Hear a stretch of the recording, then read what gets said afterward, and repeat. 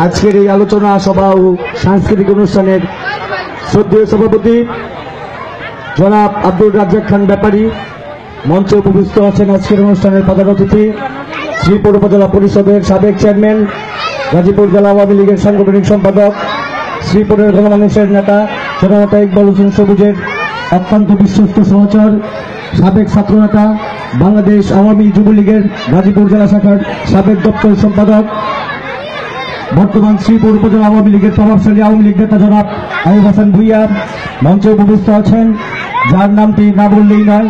যেই মানুষটি মুসিঙ্গা থেকে সিন্দাপাড়া, মাত্রা থেকে কাউরাট চষে বেড়ান, যেই মানুষটিকে আমি দেখেছি 2001 সালে যখন বিএনপি জামাতের অত্যাচার নির্যাতনে যখন আমাদের আওয়ামী লীগেরা দিশেহারা, যখন আমাদের এমপি সাহেব আওয়ামী লীগের কর্মীদের পাশে থাকে নাই, যখন তিনি জনতা ইকবাল হোসেন সবুজকে সাথে নিয়ে এই শ্রীপুরের আওয়ামী লীগের হাজার হাজার নেতাকর্মীর পাশে দাঁড়িয়েছিলেন, তাদেরকে জেলখানা থেকে বের করে মুক্ত জীবন দিয়েছিলেন।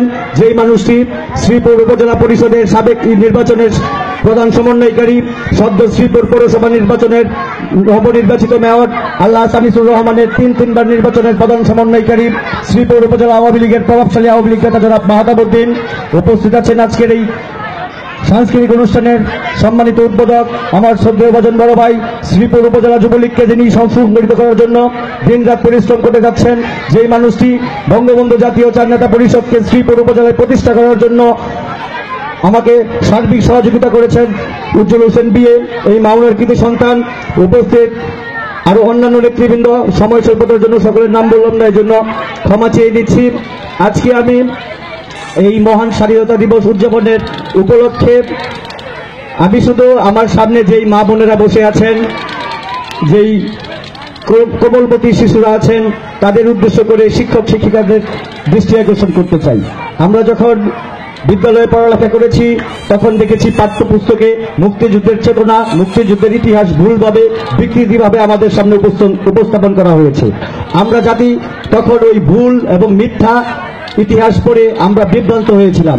কিন্তু 2009 সালে বাংলাদেশ আওয়ামী লীগ রাষ্ট্রীয় ক্ষমতায় আসার পর এই শিক্ষাকে অগ্রাধিকার দেন জননেত্রী শেখ হাসিনা। তিনি ঘোষণা করেন এই 2021 সালে বাংলাদেশ হবে ডিজিটাল বাংলাদেশ।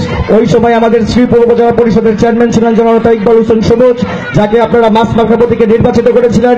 আমি দেখেছি ওই নেতা এই শ্রীপুরকে ডিজিটাল করার জন্য, শিক্ষাকে অগ্রাধিকার দেওয়ার জন্য হাই স্কুলে কম্পিউটার ল্যাপটপ না দিয়ে প্রাথমিক স্কুলে দিয়েছিলেন। তখন সেই নেতাকে জিজ্ঞেস করেছিলাম আমরা যে লিডার, আপনি এই মাধ্যমিক স্কুলে কম্পিউটার না দিয়ে এই বাচ্চাদেরকে কেন দিচ্ছেন?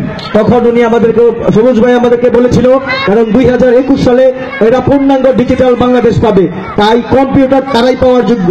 এজন্য আমি বলবো যে সকল শিক্ষক শিক্ষিকা আছেন তারা অবশ্যই এই সকল ছাত্রছাত্রীদেরকে মুক্তিযুদ্ধের চেতনায় উদ্বুদ্ধ করবেন, মুক্তিযুদ্ধের সঠিক ইতিহাস জানাবেন, এই স্বাধীনতা কিভাবে ছিল, আমরা কতদিন পরাধীন ছিলাম, সকল বিষয়ে আপনারা তাদেরকে মুক্তিযুদ্ধের চেতনায় গড়তে পারলেই সুশিক্ষায় আমরা আরো এগিয়ে যাব।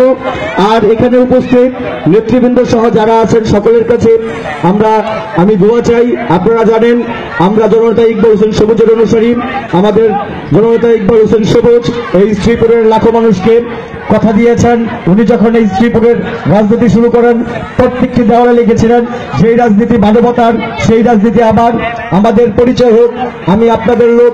উনি বলেছিলেন এই আগামী দিনে শ্রীপুর হবে এক উপশহর। আমি শুধু আপনাদেরকে বলতে চাই সেই উপশহরটি কিরকম হবে।